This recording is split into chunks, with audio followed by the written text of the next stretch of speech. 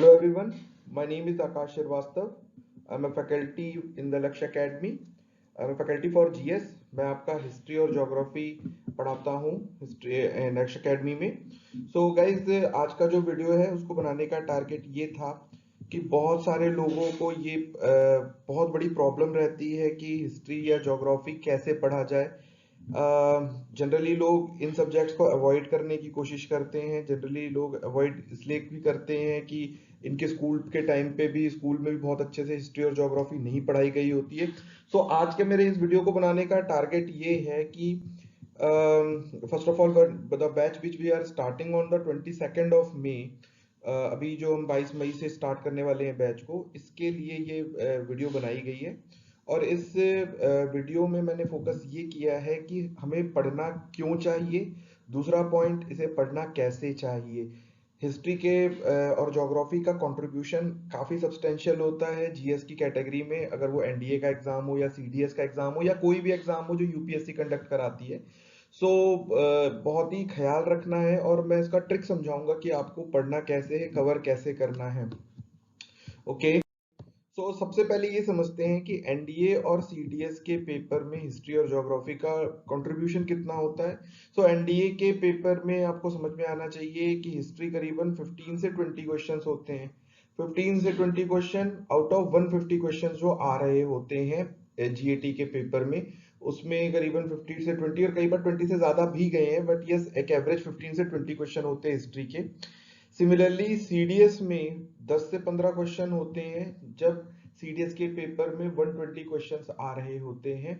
तो मैं 10 to 15 question history के, और इसी की तरह मैं ज्योग्राफी का भी कंट्रीब्यूशन समझाना चाहता हूँ। 15 से 20 क्वेश्चन एनडीए में और 10 से 15 क्वेश्चन सीडीएस में। मैं फिर से बता दे रहा हूँ कि एनडीए के पेपर में टोटल क्वेश्चन होते हैं जीएटी के 150, और सीडीएस के पेपर में टोटल पेपर में जो जीएस का क्वेश्चन होते हैं वो करीबन 120 होते हैं पेपर 2 में। सो ये कंट्रीब्यूशन को समझ में आना चाहिए कि हिस्ट्री और ज्योग्राफी कितने परसेंट को कवर करती है। अब मेरा पॉइंट ये है कि आपकी स्ट्रेटेजी कोई भी हो, आप इसको लेके पढ़ रहे हो या ना लेकर पढ़ रहे हो, पर अगर आपने हिस्ट्री और ज्योग्राफी को कवर किया और अगर आपने हिस्ट्री एंड ज्योग्राफी को थोड़ा सा भी सिंसियरली पढ़ते हैं, तो ये काफी चीजें चेंज कर सकती है आपके इक्वेशन में। आपके पास होने के जो पॉसिबिलिटी है, प्रोबेबिलिटी है, उसको कैसे चेंज करती है मैं समझाता हूँ।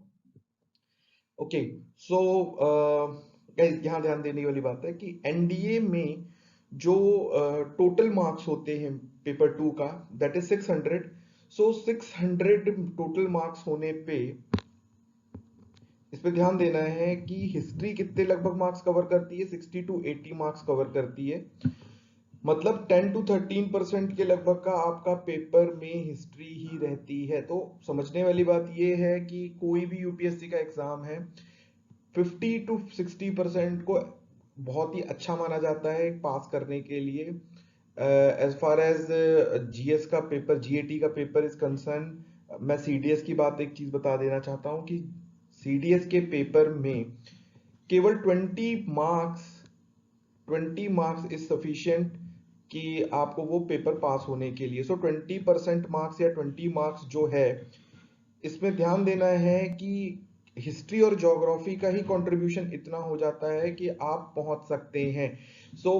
ध्यान देने वाली बात है कि हिस्ट्री, ज्योग्राफी, एनडीए का पेपर हो या सीडीएस का पेपर हो, दोनों में ही कंट्रीब्यूशन को समझना पड़ेगा कि कितना ज्यादा सब्सटेंशियल है। जैसे फिर से मैं समझा देता हूं कि एनडीए का पेपर है, तो एनडीए में करीबन हिस्ट्री 60 to 80 मार्क्स कवर करती है। सिमिलरली ज्योग्राफी भी 60 to 80 मार्क्स कवर करती है, which is the total 600 marks का जो पेपर होता है उसका 10 to 13% है, 10 to 13% है।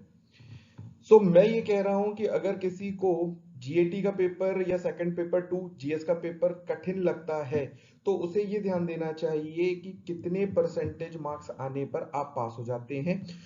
मार्क्स अगर आपका 50% भी होता है, 50 प्लस भी होता है, तो आप एनडीए का पेपर क्वालिफाई करते हैं ना। बहुत अच्छे से समझना है कि कितना परसेंटेज आपको ज्योग्राफी और हिस्ट्री दे रहा है। It is already 20+%। ध्यान रखने वाली चीज है कि हिस्ट्री और ज्योग्राफी का बहुत बड़ा सब्सटेंशियल अमाउंट है दोनों ही पेपर्स के लिए। वेदर इट इज एनडीए और सीडीएस।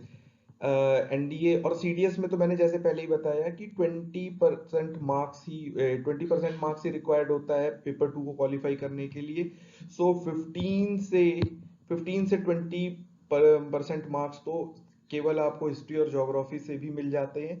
सो गाइज बहुत इंपॉर्टेंट है इसको ध्यान रखना कि अगर आपने मन लगाकर हिस्ट्री ज्योग्राफी भी ठीक से पढ़ी है तो भी आपके निकल जाने की, एग्जाम क्वालिफाई करने की प्रोबेबिलिटी बढ़ जाती है। प्रोबेबिलिटी बढ़ जाती है, मैं ये नहीं कह रहा हूँ कि आप 100% क्वालिफाई होने की गारंटी जैसी कोई चीज़ नहीं है। रीज़न बीइंग कि इंडिया की ज्योग्राफी और हिस्ट्री इतनी बड़ी है।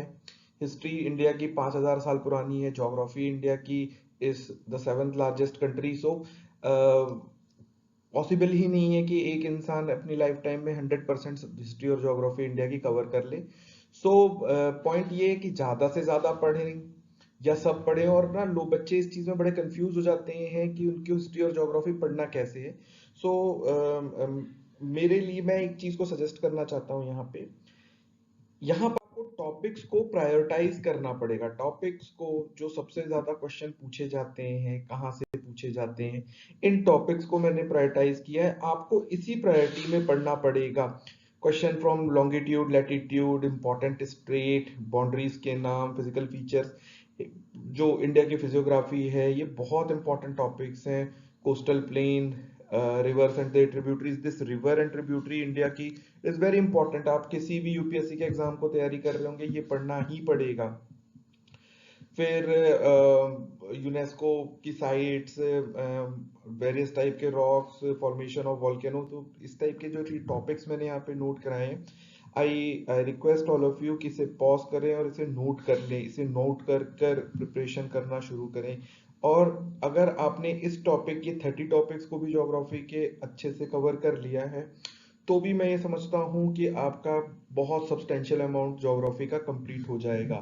सो इसी तरीके से मैंने हिस्ट्री मॉडर्न इंडियन हिस्ट्री के लिए किया है। मॉडर्न इंडियन हिस्ट्री को स्पेसिफिकली मैंने इसलिए बनाया है क्योंकि मॉडर्न इंडियन हिस्ट्री सबसे बड़ा पोर्शन कवर करता है एज फार एज हिस्ट्री के कंप्लीट टॉपिक्स को अगर अपन ध्यान में रखें तो। सो मॉडर्न इंडियन हिस्ट्री में लेटर मुगल्स है, कार्नाटिक वॉर है, एंग्लो मराठा वॉर है, फिर यहाँ से 1857 का रिवोल्ट है, रिलीजियस मूवमेंट है, वेस्टर्न एजुकेशन पे है क्वेश्चंस, फिर इंडियन नेशनल कांग्रेस पे क्वेश्चन है, गांधी जी पे क्वेश्चन आता है, सुभाष चंद्र बोस पे क्वेश्चन आता है, मुस्लिम लीग पे क्वेश्चन आता है। सो इनको पढ़ने का तरीका यही है कि आपको टॉपिक्स पहले पढ़ के कवर करना पड़ेगा, क्योंकि जब एक बार आप पूरा टॉपिक पढ़ लेंगे तब जाकर आपको चीजें समझ में आना शुरू होंगी। टॉपिक्स को पहले कवर करिए। कैसे कैसे हैं, मैं आपको बुक सजेस्ट कर देता हूं। जैसे कि अगर मान लीजिए आप ज्योग्राफी का पढ़ना शुरू करना चाहते हैं, सो ज्योग्राफी के लिए मैं आपको सजेस्ट करूंगा कि 11th और 12th क्लास की एनसीईआरटी उठाएं और एनसीईआरटी को कवर करें ज्योग्राफी के लिए। फॉर हिस्ट्री आई इंसिस्ट कि केवल 12th क्लास की बुक है, 3 बुक है, theme 1, theme 2 and theme 3, around 15 chapters हैं उसमें। आपको सारी की सारी थीम्स कवर करनी है। So NCERT itself will cover a substantial part of your curriculum. जो भी आपके सिलेबस में जितना बड़ा पार्ट रहेगा वो 11th-12th की बुक्स ही कवर कर देंगी। दूसरी इंपॉर्टेंट एक चीज है, अगर आपको और एडवांस पढ़ने का है, अगर आप और एडवांस पढ़ना चाहते हैं तो मैं आपको ज्योग्राफी के लिए जेसी लियोंग को सब सजेस्ट करूंगा कि जेसी लियोंग पढ़ सकते हैं। या अगर आप हिस्ट्री को लिए पढ़ना चाहते हैं तो आप स्पेक्ट्रम से, राजीव अहीर की स्पेक्ट्रम से पढ़कर आप एडवांस लेवल की मॉडर्न इंडियन हिस्ट्री कवर कर सकते हैं। सो गाइज मैं फिर आप लोग को याद दिला देता हूं कि we are starting our batch on the 22nd of this May. So यहाँ पर डिटेल्स लिखी हुई हैं। Anybody of you, if you are interested in joining our course NDA and CDS, so please contact on these numbers.